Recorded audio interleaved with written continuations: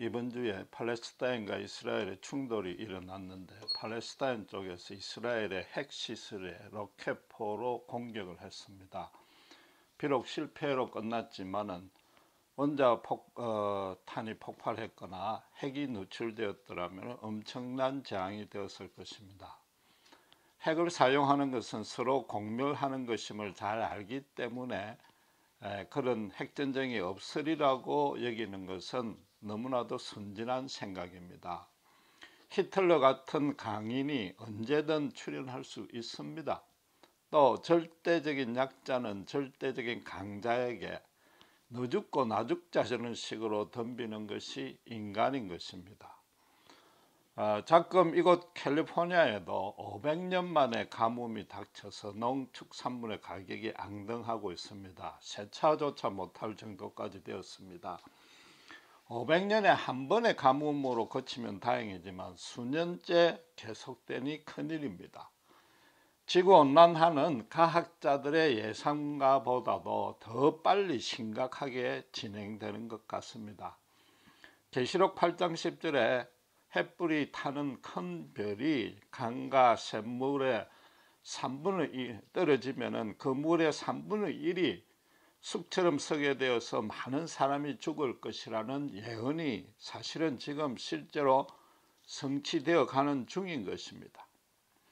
이처럼 핵과 환경오염은 인류 종말을 부를 것이라는 것이 모든 이들이 인정하기는 싫지만은 불편한 진실이 되었습니다.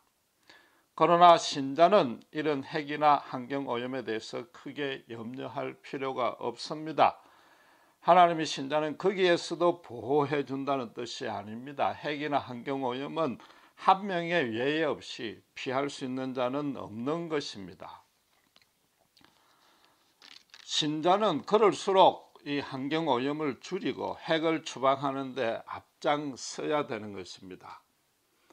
이걸 염려하지 말라는 것이 지금 계시록의 예언대로 진행되고 있다고 할지라도 선물에 대한 예언은 셋째 천사의 나팔 재앙이기 때문에 앞으로 4번의 재앙이 더 남아있다는 뜻도 아닙니다. 예수님이 24장 7절에 첫째의 전쟁과 기근은 발생해도 재난의 시작일 뿐이라는 말씀 때문만도 아닌 것입니다. 자연적으로 물리적으로 드러나는 징조는 그 전에 어떤 이유나 요인들이 있어서 그것들로 인해서 빚어낸 결과일 뿐인 것입니다. 징조가 미래 일을 예측해서 대비할 수 있는 그 기능을 다하려면 반드시 그 징조의 원인부터 알아야 되는 겁니다. 쉽게 말해서 핵전쟁이라는 징조가 발생하면 이미 끝이단 말입니다.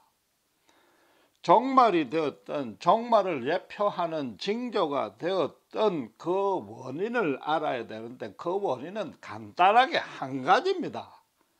인간의 탐욕스러운 죄악인 것입니다.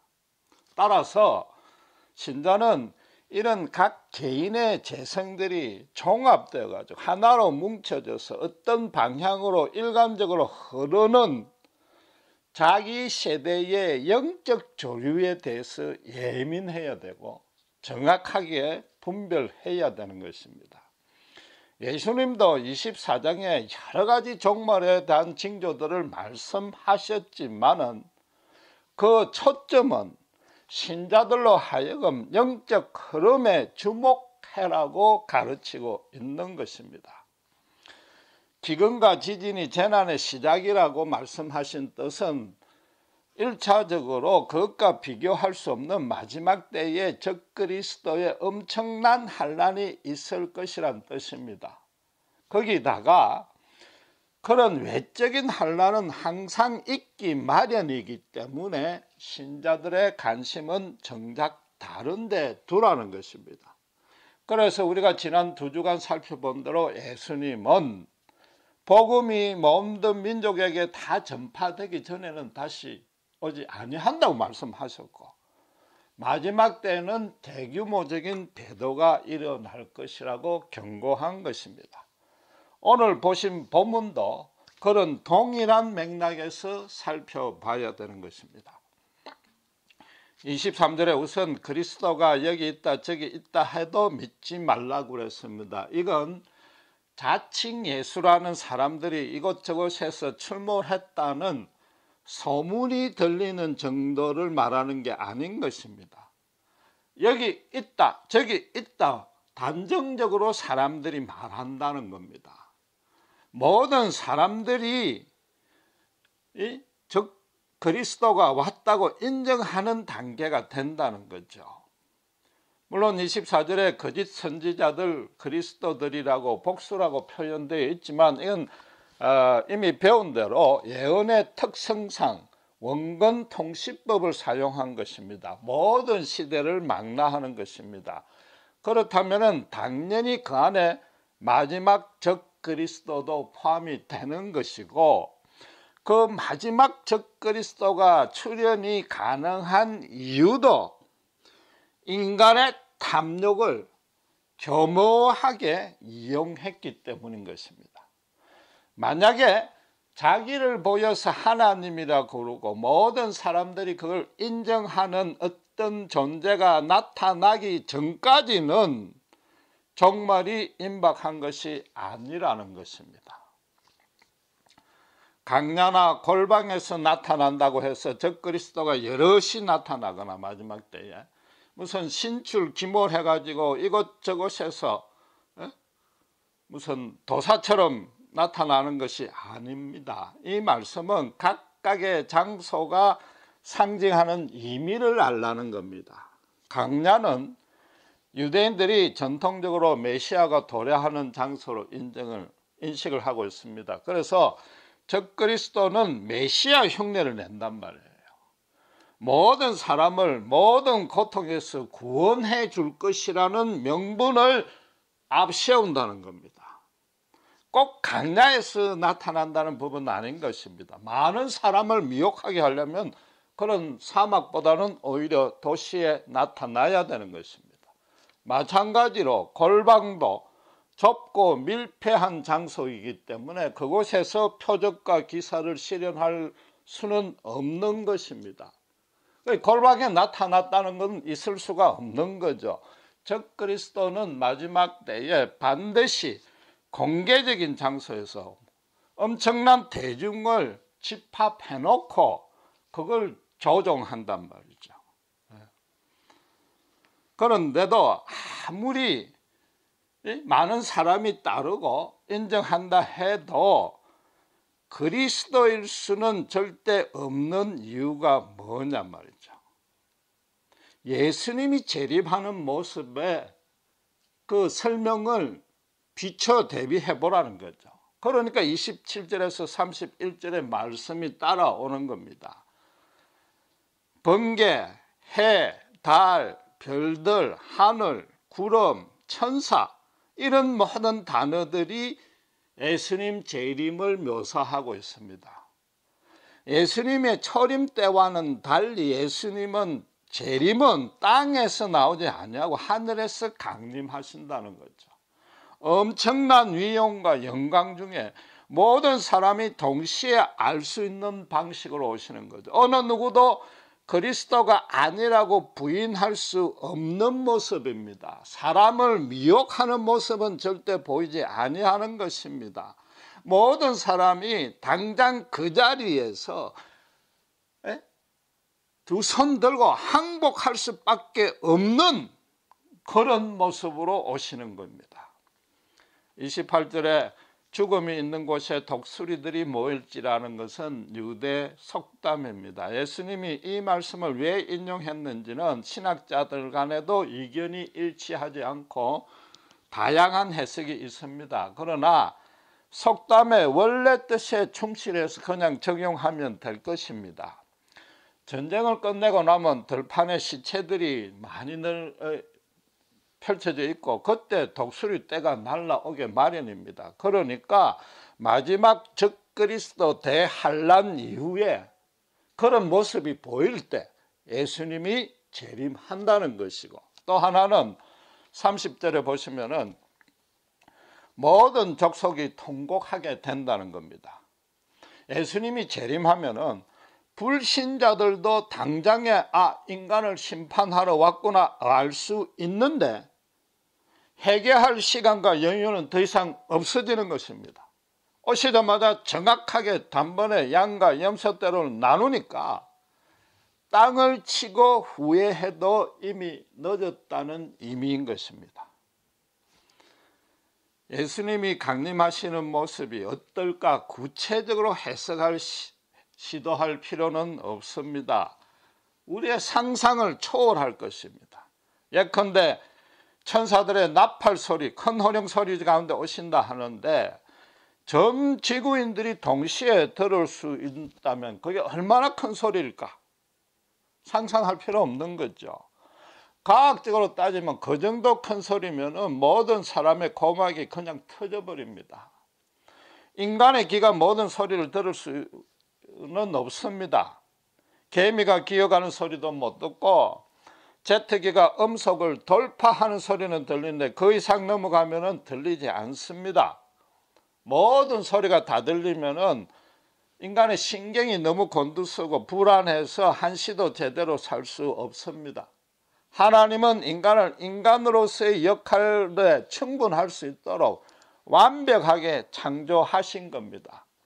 인간의 생활 여건을 배려하신 거죠. 대환란이 닥쳐도 신자가 도무지 견딜 수 없는 그 정도까지 가면은 방임하지 아니하시고 그 기간을 단축해 줬던가 마찬가지의 사랑의 배려인 것입니다. 거기다가 인간은 하나님의 피조물에 불과한 겁니다. 절대로 인간이 전지전능할 수 없습니다. 모든 면에서 한계가 있음을 깨달아야 되는 것이고 그런 한계가 있다는 자체가 인간으로서는 큰 은혜입니다. 물론 재림하실 그 순간에 모든 이로 하여금 나팔 소리가 들리게끔 만들 수 있습니다. 또 지난주에 살펴본 대로 새하늘과 새 땅의 거룩한 통치에 참여할 신자들로 하여금 그런 인간의 한계를 완전히 제거해서 신령한 육체로 바꿀 수도 있습니다.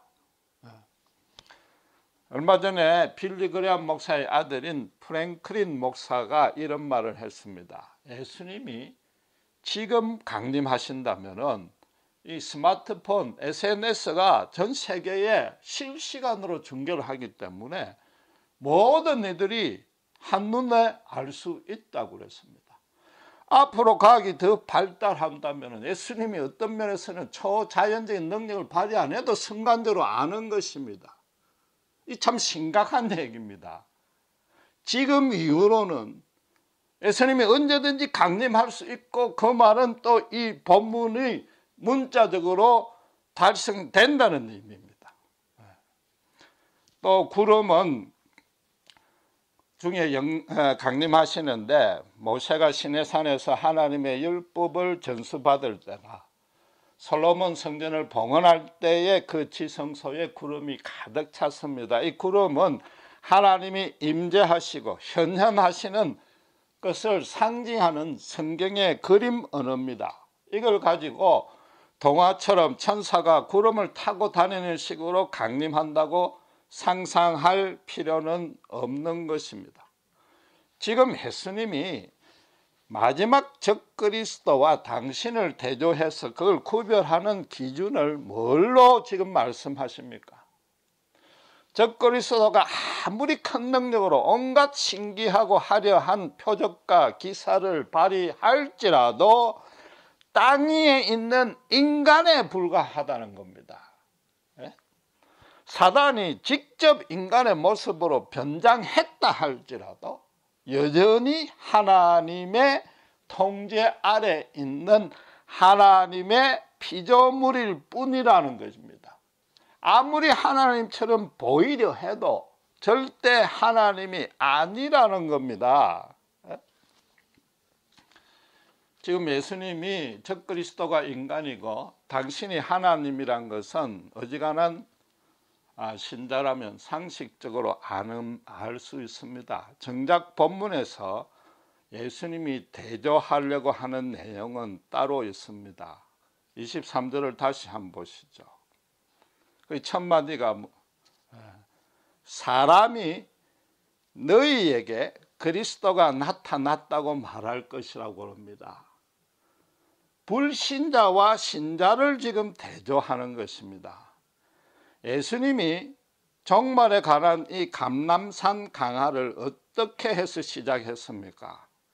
3절에 보시면은 제자들이 주님의 임하심과 종말에 무슨 징조가 있습니까? 라고 질문을 던졌습니다. 그러니까 4절에 예수님이 대답하신 첫 마디가 뭡니까?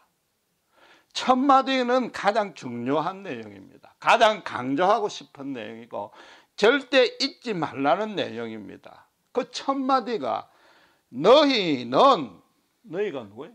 예수님의 제자는 하나님께 택함 받아 하나님의 속한 자는 사람에게 미혹받지 않도록 주의하라.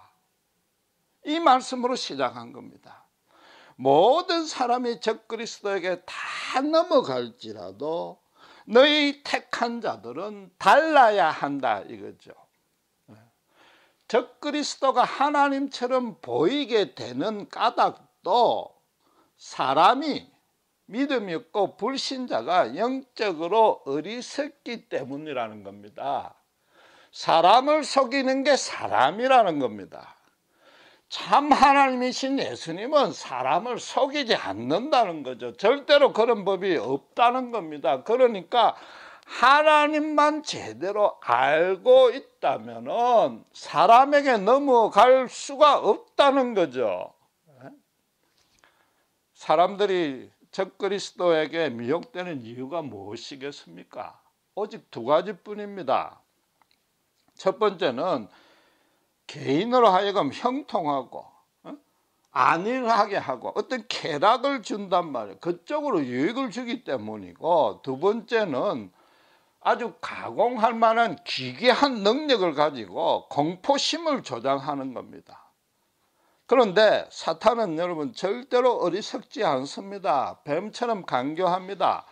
자기 부하로 버리먹을 자들을 자기를 진정으로 존중하고 순종하게끔 하지 두려워서 마지못해 복종하게 만들지 않단 말이에요. 하나님 흉내를 내는 거죠. 그러니까 그때는 사람들이 이 땅에 풍요롭고 사치로운 것을 받아가지고 진심으로 감지덕지해가지고 숭배한단 말이에요. 그러니까 사람들이 그리스도가 여기 있다 저기 있다 단정적으로 자랑하게 되는 것입니다. 마가복음 1장에 예수님이 갈릴리에서 가버나움에서 처음 공사역을 시작하는 모습이 기록되어 있습니다. 해당에서 권세 있게 가르치고 귀신 들린 자를 고쳐주고 난 후에 열병에 걸린 베드로의 장모를 손을 잡아 일으키니, 아무 말씀 없이 손잡아 일으키니 곧바로 수종될 만큼 완벽하게 치료했습니다. 그러니까 온 동네에서 각색 병자를 다 모아가지고 귀신 들린 자를 데리고 오니까 밤늦게까지 치유해 주셨습니다. 그 다음 날 새벽 미명에 한적한 곳에 기도하고 있는데도 제자들이 사람들이 또 몰려와서 주를 찾나이다라고 이야기했습니다. 치유와 표적의 기사를 더 베풀어 달라고 요청하고 있습니다. 그랬는데 예수님이 한마디로 거절해 버립니다. 환자도 남아있고 귀신 들린 자도 남아있는데도 그랬습니다. 그 이유가 무엇입니까? 마가복음 1장 38절에 다른 가까운 마을로 가자. 거기 있어도 전도하리라. 내가 이를 위해서 왔노라. 치유의 목적으로 온 게 아니란 말이죠. 치유는 복음이 복음답게 전해지는 통로요 수단일 뿐이라는 겁니다. 예수님이 또 24절에 적그리스도가 할 수만 있다면 택하신 자들도 미혹하게 하리라 그랬습니다. 이게 신자가 쉽게 넘어간다는 뜻이 아닙니다. 단지 적그리스도가 그럴 만한 능력은 있다는 것이고 신자 또한 연약한 인간의 존재라는 뜻일 뿐입니다. 오히려 예수님의 무게 중심은 미혹되지 않는다는 쪽에 실려 있는 겁니다. 할 수만 있다면 하겠지만 그렇게 안 된다는 거죠. 그 이유가 예수님이 환난의 기간을 단축해서만도 아니요, 표적과 기사의 신자가 시선을 빼앗겨서만도 아닌 것입니다.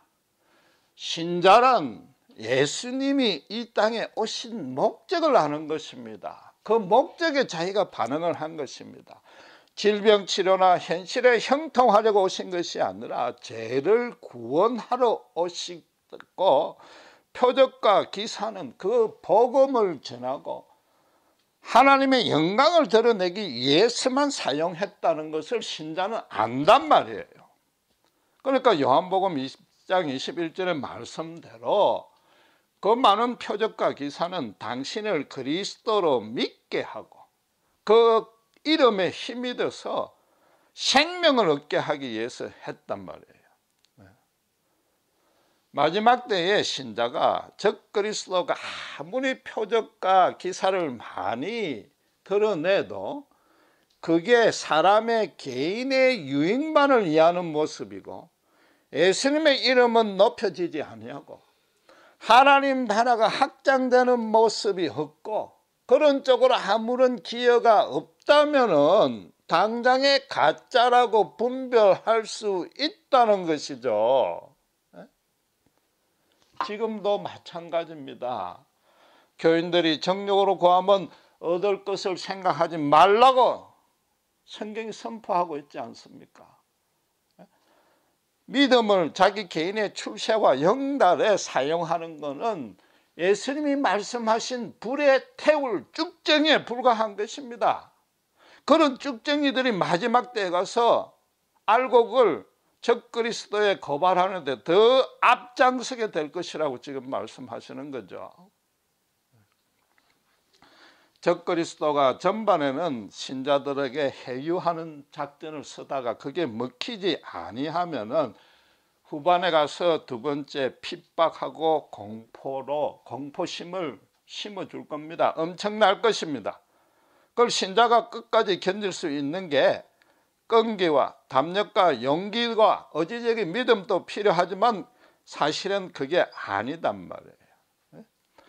적그리스도는 인간일 뿐이단 말이죠. 적그리스도가 아무리 사람들이 해달라는 대로 다 해줄지라도 그 안에 영적인 유익이 아무것도 없음을 알 수 있다는 겁니다. 지금 23절에서 26절에 강야와 골방에 나타난다. 그 초라함, 그 미약함에 비해서 27절에서 31절의 그 묘사를 보세요. 예수님이 얼마나 강대하고 영원하고 절대적이며 유일하신 분인가 극명하게 대비가 되어 있지 않습니까?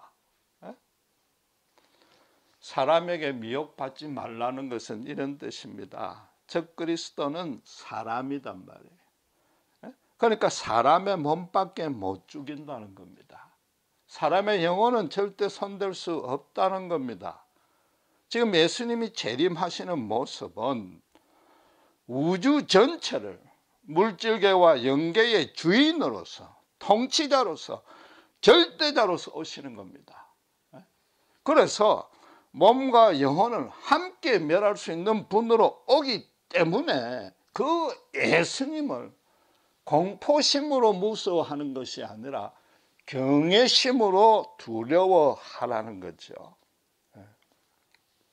예수님은 이 땅에 죄악과 사탄과 사망의 권세에 눌려 신음하는 그런 인간들이 불쌍해서 사전에 택한 자를 구원하러 오셨고 그 구원한 자에게 자유를 주시고 하나님의 자녀로 삼아 주시는 겁니다. 하나님의 참 생명을 부어주셔서 거룩하고 아름답고 진실된 당신의 자녀로 삼고 성숙시켜 주십니다. 예수님 오시기 전에는 여호와 창조주 하나님을 아는 유대인들마저도 사람들이 만들어 놓은 의식과 절차와 계명에 묶여 있었습니다. 그래서 하나님께 많이 바치면 상 많이 주는 거, 덜 바치면 벌 받는 줄 아는 그런 종교적인 수고와 짐을 지고 있었는데, 예수님은 그 멍에를 벗겨서 하나님을 아빠라고 부를 수 있게 해주신 겁니다.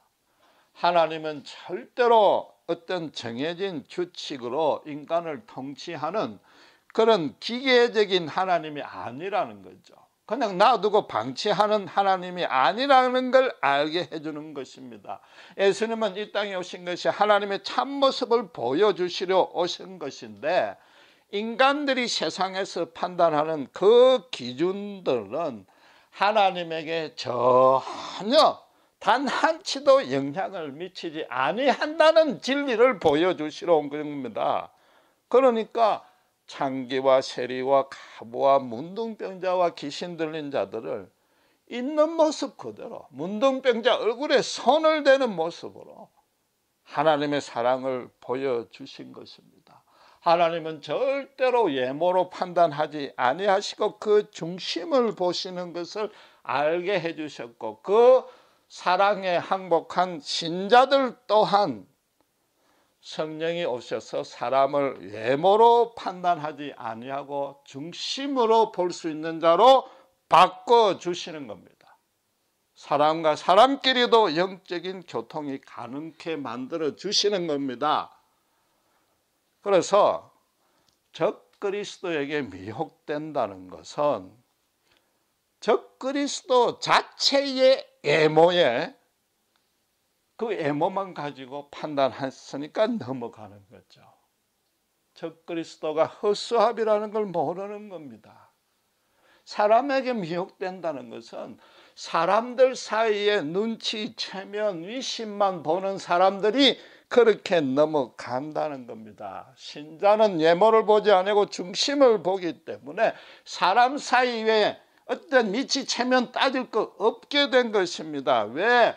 참 생명을 가졌으니까. 전 우주의 주인 되시는 예수님의 영이 함께 계시니까 그 참 생명을 죽어도 포기할 수 없으니까 넘어갈 수 없는 것입니다. 신자들이 종말에 대해서 생각을 해보거나 성경에 그런 기사를 읽을 때 항상 무엇부터 떠올립니까? 대환란 때 적그리스도의 고통이 얼마나 가공스러울까? 내가 과연 그런 핍박과 위협을 견뎌낼 수 있을까? 그쪽으로만 생각이 돌아가서 자꾸 자기가 자기의 능력을 가지고 자기를 훈련시키고 연습하는 데만 관심을 쏟는단 말이죠. 그게 아닌 것입니다. 신자는 오직 내가 예수님께 붙어 있는가? 내가 정말로 예수님을 좋아하는가? 날이 갈수록 내가 얼마나 예수님을 사랑하는가? 거기에 관심을 두어야죠. 그걸 훈련하고 연습해야 되는 거죠. 적그리스도가 몸은 죽여도 영혼은 못 죽인다는 얘기는 신자 안에 예수님의 영이 와 있는데 감히 어떻게 죽이느냔 말이에요. 신자는 살아도 예수님과 함께 살고 죽어도 예수님과 함께 죽는 것이며, 이 몸은 죽어도 하늘에 영광스러운 장막이 예비가 되어 있단 말입니다. 본문식으로 말하면은 내가 사람에게 아직 사람으로 아직 남아 있는가? 예수님의 너희가 되어 있는가? 그걸 점검을 하셔야 되는 거죠. 27절에서 31절까지 예수님의 재림의 모습이 단지 그렇게 웅장하다, 강대하다, 그 스케일을 설명하는 뜻만이 아닌 것입니다. 예수님은 절대적 하나님이라는 거죠.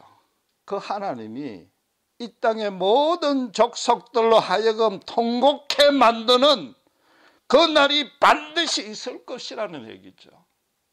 빛과 어둠으로 가르는 심판은 절대적으로 있다는 겁니다. 해가 어두워지고 달이 빛이 감하고 별들이 떨어진다는 것이 무슨 막 천지개벽이 일어나고 블랙홀이 지구와 태양계를 집어삼킨다는 그런 뜻이 아닙니다.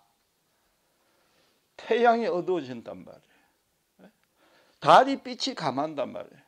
예수님이 영광중에 재림하시는 그 찬란한 모습이, 그 빛이 너무 찬란하니까 해의 빛이 안 비치는 거죠. 그 얘기입니다.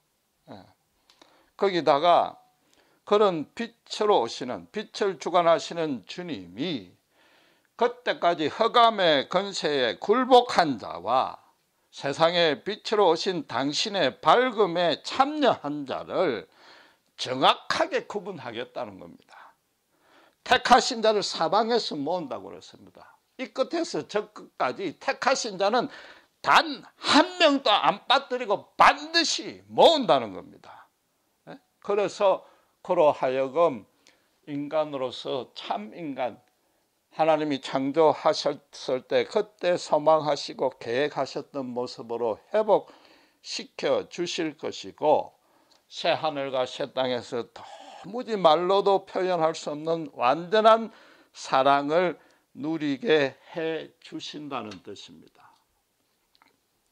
예수님이 다시 오시면 핵이 누출됐든지 핵전쟁이 일어났든지, 그래서 정말로 이 땅에 죽음만 넘치고 독수리 때만 무성할지라도 예수님은 사방에서 택한 자를 부활시켜서 오십니다. 그때까지 살아남은 자도 그 순간에 신령한 몸으로 변모시켜 주실 것입니다. 또 모든 물이 3분의 1이 아니라 전부가 수기처럼 마실 수 없는 물이 되어서 SF 공상영화처럼 물 한 병 가지고 서로 찾아하려고 총으로 쏴 죽이는 일들만 있다 할지라도 계시록 22장 1절 2절의 말씀대로 수정같이 맑은 생명수의 강이 흘러 넘치게 해 주실 것이고, 그 강 좌우에 에덴 동산에서 사라졌던 생명나무가 풍성하게 12가지 가시를 맺히게 해 주실 것입니다. 다시는 저주가 없고 밤도 없고 세세토록 택한 자로 하여금 왕노릇하게 해 주십니다. 이 사실을 그럼 신자가 어떻게 확인할 수 있습니까? 어떻게 확신할 수 있습니까? 성경에 쓰여 있고 예수님이 말씀하셨기 때문입니까? 물론 그렇습니다. 그러나 그 이전에 내가 예수를 만나고 그 앞에 항복하고 믿고 따르게 된 것 자체가 절대자 하나님의 절대적인 권능과 은혜에 의해서였다는 사실을 내가 확신할 수 있으니까 그런 겁니다. 내가 죽어 마땅한 이 죄인조차도 예수님을 알게 해줬다, 십자가를 사랑에 품어줬다는 그 자체가 성경의 초자연적인 표적과 기사가 아니었다면 불가능했단 말이죠. 그만큼 큰 표적과 기사가 앞으로는 있을 수 없다, 그걸 절감하기 때문에 예수님의 재림에 대해서도 확신할 수 있고 지금부터도 소망할 수 있는 것입니다. 예수를 처음 믿을 때 이미 예수님 쪽으로 절대적인 방향이 틀어졌고 그쪽으로 가고 있는 겁니다. 비록 우리가 연약하고 체질이 진토 같아서 자주 넘어집니다. 시도 때도 없이 쓰러집니다. 그러나 어쨌든 예수님 쪽을 향해서 넘어져 있는데, 그때 내 의지와 믿음보다는 예수님이 베드로의 장모를 손잡아 일으키듯이 예수님 쪽에서 먼저 나를 손을 잡고 일으켰기 때문에 다시금 이 자리에 서 있다는 그 은혜를 너무나도 많이 체험했기 때문에 아는 것입니다. 그래서 이제는 다시는 반대 방향으로 돌아간다는 것은 상상할 수도 없는 일이 되었기 때문에 적그리스도를 분간하고 이길 수 있는 것입니다. 적그리스도가 처음에는 표적과 기사로 속지 아니하는 것, 신자가 그럴 수 있는 것은 적그리스도가 인간의 탐욕만 채워주고 예수님의 거룩한 이름을 지어버리기 때문에 안 넘어가는 겁니다. 그 넘어가면 신자가 아닌 겁니다. 후반부에 협박하고 박해를 끝까지 견딜 수 있는 것은 비록 내 몸이 죽더라도 하나님 안에 속한 신분과 소속, 특권은 단 한치도 적그리스도가 건드릴 수 없다는 걸 알기 때문에 견뎌낼 수 있는 것입니다. 종말에 대한 구체적인 모습을 해석하고 상상하지 말라고 그랬는데 딱 한 가지 외에는 있습니다. 27절부터 31절까지의 그 장엄한 강경에 내가 주인공이 되어서, 내가 예수님의 너희가 되어서, 사람이 아니라 그 주인공으로 참여하는 모습은 얼마든지 상상해도 된단 말이죠. 신자가 종말을 대비하는 모습이 무찌르자 공산당식으로 적그리스도의 고난을 이겨내자 구호를 부르고 으쌰으쌰 하는 게 아니라는 겁니다.